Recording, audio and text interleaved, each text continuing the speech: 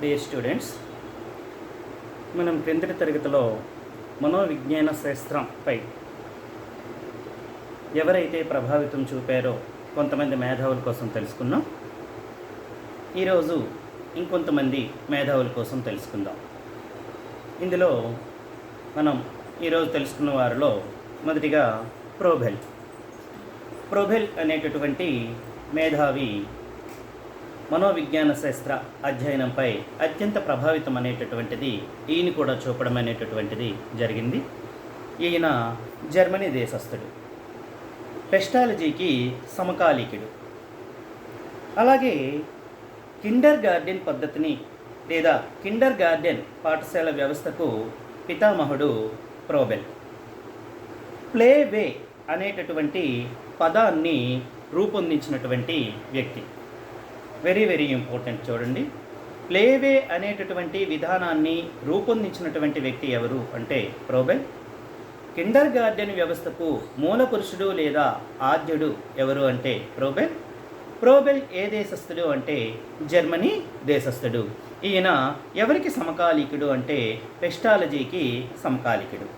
మరి ఈయన యొక్క బోధనా పద్ధతులు ఏమిటి? ఈయన మనోవిజ్ఞాన శాస్త్ర అధ్యయనంలో ఎటువంటి బోధనా పద్ధతులను ప్రవేశపెట్టడం అనేటటువంటిది జరిగింది అంటే సెల్ఫ్ అన్ఫోల్డింగ్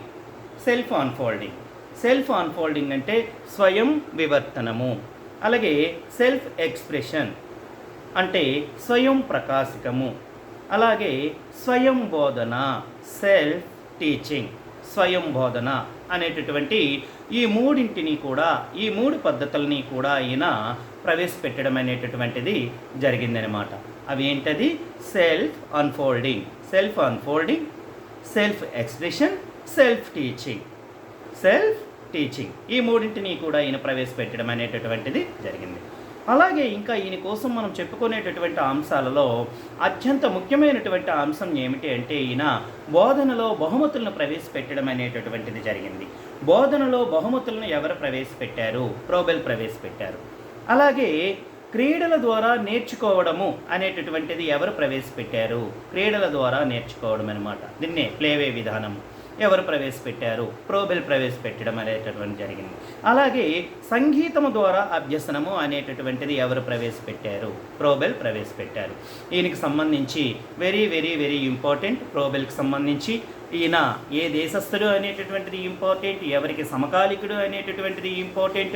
అలాగే క్రీడా విధానాన్ని ఎవరు ప్రవేశపెట్టారు, అలాగే సంగీతం ద్వారా అభ్యసనాన్ని ఎవరు ప్రవేశపెట్టారు, బోధనలో బహుమతులను ఎవరు ప్రవేశపెట్టారు, అలాగే స్వయం వివర్తనము అంటే ఏమిటి, స్వయం ప్రకాశము, స్వయం బోధన, స్వయం వివర్తనం, స్వయం ప్రకాశం, స్వయం బోధన మూడింటి కోసము కూడా మూడు పద్ధతులని కూడా ప్రవేశపెట్టినటువంటి వ్యక్తి ఎవరు అంటే ప్రోబెల్. కాబట్టి ప్రోబెల్కి సంబంధించి మనం డిఎస్సికి సంబంధించి ఖచ్చితంగా ఒక బిట్ అనేటటువంటిది మనం చూడటం అనేటటువంటిది జరుగుతుంది. క్రింది వానిలో self unfolding, self expression, self teaching ఇంకొకటి ఇచ్చి క్రింది వానిలో ప్రోబెల్కి సంబంధించి కానిదేది అని అడగచ్చు. అలాగే ప్లే వే అనేటటువంటి పదాన్ని రూపొందించినటువంటి వ్యక్తి ఎవరు అని అడగచ్చు. అలాగే సంగీతం ద్వారా అభ్యసనము అనేటటువంటిది ఎవరి బోధనా పద్ధతి అని అడగచ్చు. ఇవన్నీ కూడా ఎవరికి సంబంధించినవి అంటే ప్రోబెల్కి సంబంధించేటటువంటి అంశాలు. Next Herbert. ఇతను కూడా ఏ దేశస్థుడు అంటే జర్మనీ దేశస్థుడే. హెర్బర్ట్ కూడా జర్మనీ దేశస్థుడే. ఈయన బోధనా విధానంలో సోపానాలను రూపొందించాడు. చూడండి, ఇప్పుడు మనం బోధనలో ఉండేటటువంటి సోపానాలు, మనం ఎవరమైతే డిఎడ్ ట్రైనింగ్ అవుతామో, బిఎడ్ ట్రైనింగ్ అవుతామో, ఎంఎడ్ ట్రైనింగ్ అవుతామో, ట్రైనింగ్ అయ్యేటటువంటి ప్రతి ఒక్కరము కూడాను లెసన్ ప్లాన్స్ అనేటటువంటివి రాయాలి. ఆ లెసన్ ప్లాన్స్ అనేటటువంటివి మనం రాసేటప్పుడు, టీచింగ్ బోధనకి వెళ్ళేటప్పుడు ఆ బోధనలో సోపానాలు అనేటటువంటివి ఉంటాయన్నమాట. ఆ సోపానాల్లో మోటివేషన్ పార్ట్ అంటే ఏమిటి, లెర్నింగ్ పార్ట్ అంటే ఏమిటి, టీచింగ్ పార్ట్ అంటే ఏమిటి, ఎవల్యూషన్ పార్ట్ అంటే ఏమిటి, ఈ పార్ట్స్ అన్నిటికీ సంబంధించి కూడాను మనం కొన్ని స్టెప్స్ అనేటటువంటివి ఉంటాయన్నమాట. బోధనకు సంబంధించేటటువంటి స్టెప్స్ అనమాట. ఆ స్టెప్స్ని, బోధనలో ఉండేటటువంటి సోపానాలని ముందుగా రూపొందించేటటువంటి వ్యక్తి ఎవరు అంటే హెర్బర్ట్ అనమాట. అలాగే ఈయన దేనికి ఎక్కువ ప్రాధాన్యత ఇచ్చారు అంటే నైతిక విలువలకి ఈయన ఎక్కువ ప్రాధాన్యత ఇవ్వడం అనేటటువంటిది జరిగిందనమాట. బోధనలో నైతిక విలువలకి ఎక్కువ ప్రాధాన్యత ఇచ్చేటటువంటి వారు ఎవరు క్రింది వారిలో అన్నారనుకోండి హెర్బర్ట్. బోధనలో సోపానాలను రూపొందించేటటువంటి వ్యక్తి ఎవరు అని అన్నారనుకోండి హెర్బర్ట్. అయితే ఈయన బోధనలో ఏ సోపానాలని ఈయన చెప్పడం అనేటటువంటిది జరిగింది. ఈయన 6 సోపానాలని పేర్కొనడం అనేటటువంటిది జరిగింది. ఆ 6 సోపానాల్లో ఒకటి ఏమిటి అంటే ప్రిపరేషన్ అంటే సన్నాహం. ప్రిపరేషన్ అంటే మనం లెసన్ చెప్పేటప్పుడు, ఏ లెసన్ చెప్పడానికి మనం క్లాస్ రూమ్లోనికి వెళ్ళినా సరే టీచర్కి ముందుగా కావాల్సింది ఏమిటి అంటే ప్రిపరేషన్ అనమాట. ప్రిపరేషన్ తర్వాత మనం ఏం చేస్తాము? ప్రజెంటేషన్ చేస్తాము. దీనినే ఏమంటాము అంటే ప్రదర్శనము అని అంటాము, ప్రజెంటేషన్. ఆ ప్రజెంటేషన్ చేసిన తర్వాత ఆ 3వ సోపానంగా అయిన అసోసియేషన్, సంసర్గము. అసోసియేషన్ అంటే ఏమిటి అంటే ఇక్కడ సంసర్గము. మనం ప్రజెంటేషన్ చేసేటప్పుడు లేదా ప్రదర్శించేటప్పుడు మనం ఏవైతే ప్రిపరేషన్ చేసుకున్నామో ప్రిపరేషన్ చేసేటటువంటి అంశాలని ప్రదర్శించేటప్పుడు అవన్నింటినీ కూడా ఒక క్రమమైనటువంటి పద్ధతిలో అసోసియేషన్ చేయగలగాలి. దాన్నే ఇక్కడ మనం ఏమంటాము అంటే సంసర్గము అని అంటాము. 4 సంసర్గం చేసిన తర్వాత ఈయన చెప్పేటటువంటి అంశము లేదా సోపానం, 4వ సోపానం ఏమిటి అంటే సాధారణీకరణం అంటే దీనినే జనరలైజేషన్ అని అంటాము. జనరలైజేషన్ చేయడం. అలాగే ఈయన యొక్క 5వ సోపానము అప్లికేషను, 6వ సోపానము సింహావలోకనము అంటే రీక్యాప్యులేషన్. కాబట్టి హెర్బర్ట్ అనేటటువంటి విద్యావేత్త లేదా హెర్బర్ట్ అనేటటువంటి మనోవైజ్ఞానికవేత్త బోధనలో ఏంటి రూపొందించారు? బోధనా సోపానాలను రూపొందించారు. ఈ బోధనా సోపానాలు అనేటటువంటివి ఎన్ని బోధనా సోపానాలుగా ఈయన పేర్కొనడం జరిగింది? సంఖ్య కూడా అడగొచ్చు. 6 బోధనా సోపానాలు పేర్కొన్నారు. ఇందులో మొదటిదేది లేదా 2వదేది, 3వదేది, 4వదేది, 5వదేది, 6వదేది అని కూడా ఇవ్వచ్చు అనమాట. హెర్బర్ట్ బోధనా సోపానాల్లో క్రింది వాటిని ఒక క్రమ పద్ధతిలో అమర్చండి అనొచ్చు. ఈ 6ంటిని కూడా జంబ్లింగ్లో ఇచ్చి. కాబట్టి మనం దేని తర్వాత ఏమిటి అనేటటువంటిది మనం ఇక్కడ తెలుసుకోవాల్సినటువంటి అవసరం ఉంది. అలాగే మనకి అక్కడ కోచింగ్ ఇచ్చేటప్పుడు ఒక లెసన్ అనేటటువంటిది ఉపాధ్యాయుడిగా నువ్వు తరగతి గదిలోనికి వెళ్ళి లెసన్ అనేటటువంటిది ప్రదర్శించడం అనేటటువంటిది జరుగుతుంది.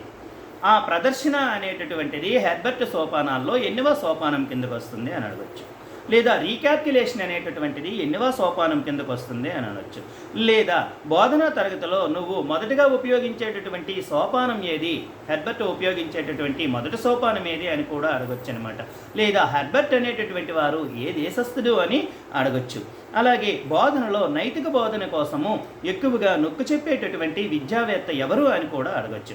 కాబట్టి హెర్బర్ట్కి సంబంధించేటటువంటి ఈ సోపానాలు, ఈ 6 సోపానాలు కూడా మనం ఒక డిఎస్సికి లేదా టెట్కనే కాకుండా రేపు మనం టీచింగ్ ఫీల్డ్లో ఉండేటటువంటి ప్రతి వ్యక్తికి, ప్రతి విద్యార్థికి, ప్రతి ఉపాధ్యాయుడికి కూడా ఈ హెర్బర్ట్ సోపానాలు అనేటటువంటివి రావడము, గుర్తుంచుకోవడము, వాటిని అప్లికేషన్ చేసుకోవడము అనేటటువంటిది అత్యంత ముఖ్యమైనటువంటి అంశం. అందులో ఒకటి ఏమని చెప్పాము? ప్రిపరేషన్. 2వది ఏమిటి?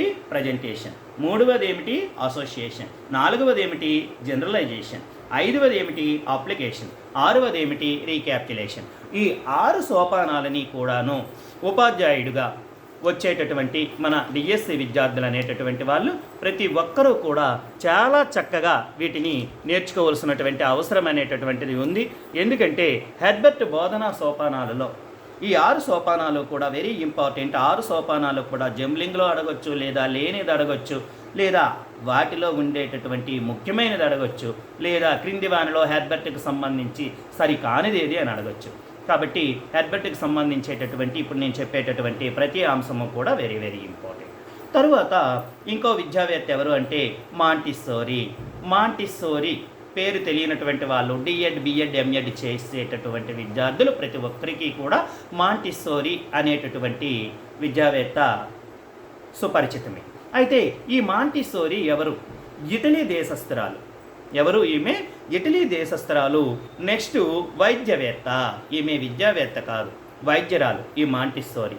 మందబుద్ధి గల పిల్లల మీద ఈమె ప్రయోగం చేయడం అనేటటువంటిది జరిగింది. మందబుద్ధి గల పిల్లల మీద చేసి ఈమె రూపొందించినటువంటి విద్యా విధానం ఏమిటి అంటే జ్ఞానేంద్రియం ద్వారా ప్రత్యక్ష ప్రయోగాలు.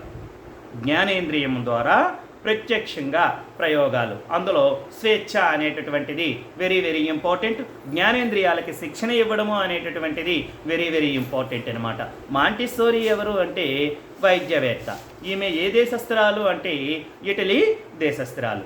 అయితే ఈమె రూపొందించినటువంటి విద్యా విధానం అనేటటువంటిది జ్ఞానేంద్రియ ప్రత్యక్షం. జ్ఞానేంద్రియ ప్రత్యక్షము. అలాగే విద్యార్థుల్లో స్వేచ్ఛ, వైయక్తిక భేదాలకి కూడా ఈమె ప్రాధాన్యత ఇవ్వడం అనేటటువంటిది జరిగింది. అలాగే ఇక్కడ ఏమిటి అంటే ఇంద్రియాలకు తర్ఫీదు ఇవ్వటం ద్వారా ఈమె విద్యా విధానంలో మొదటి సోపానం. ఈమె విద్యా విధానంలో మొదటి సోపానం అంటే మనం టీచింగ్ చేసేటప్పుడు ప్రతి దగ్గర కూడా సోపానాలు అనేటటువంటివి అవసరం. ఈ సోపానాల్లో ఈమె ఎంపిక చేసుకునేటటువంటి సోపానం ఏమిటి అంటే ఇంద్రియాలకు ముందుగా మనం శిక్షణ అనేటటువంటిది ఇవ్వాలి. ఇంద్రియాలకి శిక్షణ ఇవ్వడం అనేటటువంటిది ఈమె యొక్క మొదటి సోపానం.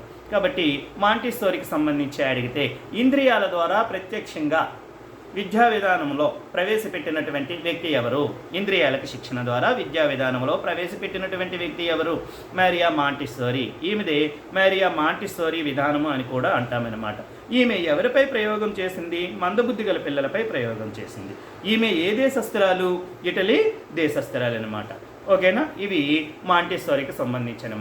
ఈమెకు సంబంధించి క్రింది విద్యావేత్తల్లో లేదా క్రింది మనోవైజ్ఞానికవేత్తల్లో మందబుద్ధి పిల్లల మీద ప్రయోగం చేసేటటువంటి వ్యక్తి ఎవరు అంటే మనకి వెంటనే ఎవరు గుర్తుకు రావాలి?